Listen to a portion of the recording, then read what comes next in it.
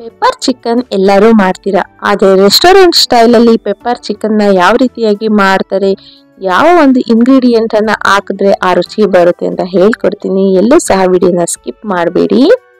ಮೊದಲಿಗೆ ನಾನಿಲ್ಲಿ ಚಿಕನ್ ಅನ್ನ ಚೆನ್ನಾಗಿ ವಾಶ್ ಮಾಡಿ ಒಂದು ಬೌಲ್ನಲ್ಲಿ ಎತ್ತಿಟ್ಕೊಂಡಿದ್ದೀನಿ.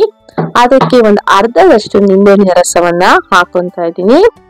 ಒಮ್ಮೆ ಮಾಡಿದ್ರೆ ಮತ್ತೆ ಮತ್ತೆ ಕೇಳ್ತಾರೆ, ಅಷ್ಟು ಚೆನ್ನಾಗಿರುತ್ತೆ ರುಚಿ. ನಂತರ ಇದಕ್ಕೆ 1 ಸ್ಪೂನ್ ಅಷ್ಟು ಅರಿಶಿಣವನ್ನ ಹಾಕ್ತಾ ಇದ್ದೀನಿ, ಚಿಕ್ಕ ಸ್ಪೂನ್ ನಲ್ಲಿ.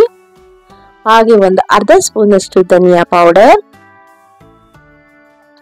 1 ಸ್ಪೂನ್ ಅಷ್ಟು ಖಾರದ ಪುಡಿ ಹಾಗೂ ರುಚಿಗೆ ತಕ್ಕಷ್ಟು ಉಪ್ಪನ್ನ ಹಾಕ್ತಾ ಇದ್ದೀನಿ. ಈಗ ಎಲ್ಲವನ್ನು ಒಮ್ಮೆ ಕೈಯಿಂದ ಚೆನ್ನಾಗಿ ಮಿಕ್ಸ್ ಮಾಡಿ. ನಿಮ್ಗೆ ಕೈಯಿಂದ ಮಿಕ್ಸ್ ಮಾಡೋದಕ್ಕೆ ಇಷ್ಟ ಇಲ್ಲ ಅಂದ್ರೆ ಸ್ಪೂನಿನ ಸಹಾಯದಿಂದ ಸಹ ಮಿಕ್ಸ್ ಮಾಡಬಹುದು. ಈ ರೀತಿಯಾಗಿ ಮಿಕ್ಸ್ ಮಾಡಿ ಇದನ್ನ ಮ್ಯಾರಿನೇಟ್ ಮಾಡೋಕೆ ಬಿಡೋಣ.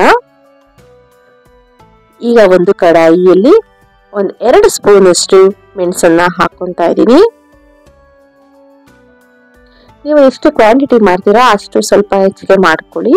ನಂತರ 1 ಸ್ಪೂನ್ ಅಷ್ಟು ಜೀರಿಗೆ ಹಾಗೂ 1 ಸ್ಪೂನ್ ಅಷ್ಟು ಸೋಂಪನ್ನ ಹಾಕ್ತಾ ಇದ್ದೀನಿ.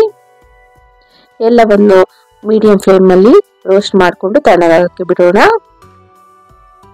ಈಗ ಒಂದು ಕಡಾಯಿಯಲ್ಲಿ ಸ್ವಲ್ಪ ಎಣ್ಣೆ, 1 ಸ್ಪೂನ್ ಅಷ್ಟು ಸೋಂಪು ಹಾಗೆ ತೆಳ್ಳಗೆ ಕಟ್ ಮಾಡ್ಕೊಂಡಿರುವಂತಹ ಒಂದು ಈರುಳ್ಳಿಯನ್ನು ಹಾಕಿ ಚೆನ್ನಾಗಿ ಫ್ರೈ ಮಾಡ್ಕೊಳ್ಳಿ.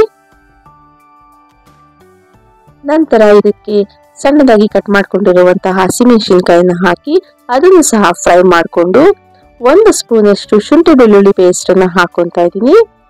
ಇದನ್ನ ಹಾಕಿ ಒಮ್ಮೆ ಫ್ರೈ ಮಾಡ್ಕೊಳ್ಳಿ.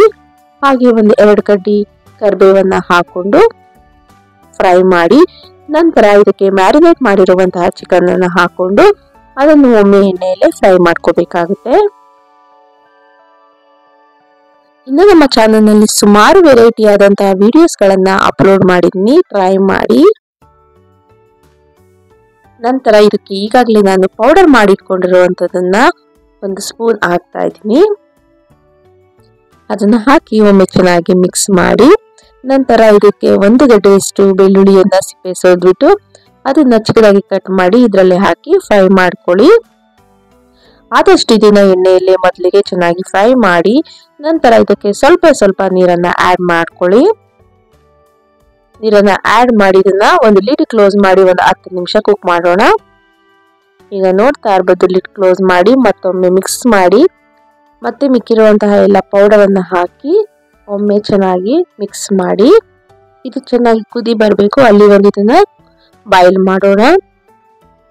ಇನ್ನು ನಮ್ಮ ಚಾನೆಲ್ ಅನ್ನ ಸಬ್ಸ್ಕ್ರೈಬ್ ಮಾಡಿಲ್ಲ, ಪ್ಲೀಸ್ ಸಬ್ಸ್ಕ್ರೈಬ್ ಮಾಡಿಕೊಂಡು ವಿಡಿಯೋಗಳನ್ನ ಪೂರ್ತಿಯಾಗಿ ನೋಡಿ ನಮಗೆ ಸಪೋರ್ಟ್ ಮಾಡಿ.